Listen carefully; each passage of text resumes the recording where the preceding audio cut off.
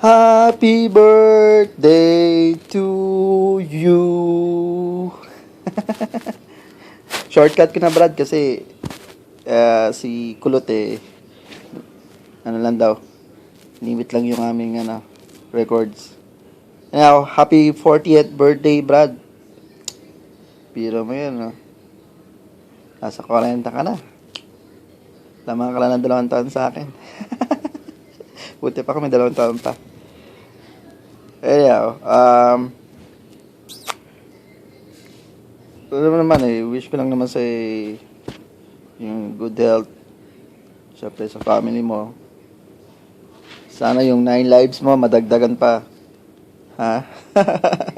Alam ko naman ilang beses ka nang naman sa mga 9 lives na yan. Basta ingat na lang pag biyahe. All the time, pwede mo akong tawagan naman yan. Well, sa amin ni Kulot bigay daw kami ng konting unforgettable experience. Pero sa totoo lang, ang hirap dahil sa matagal natin pinagsamahan dati unforgettable talaga. Alam mo yun. Alam mo yan. Kaya si Alvin nagsisela sa'yo. Ay, ano mo naman? I've learned a lot from you. Both clerical work sa on-field. Ayun, sorry, naputol. Ayun, so, I mean, lahat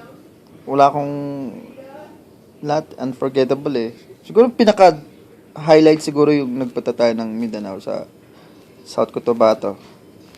Kasi doon talaga nasubok yung pagiging volunteer natin at syempre hirap, di ba, yung pressure lalo na sa ibang lugar tayo. And syempre may mga unforgettable moments. It's all fun. I mean, it's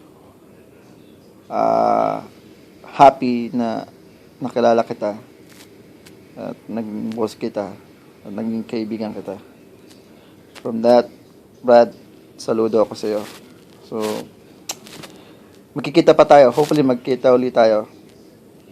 At bumalik ka ulit dito sa LA. At haba-haba mo naman yung pag-stay mo. Nabitin yung natin. Wala tayong inuman Promise yan That's all. Happy birthday again, Brad. Happy 40th birthday. The best ka, Brad. Bye.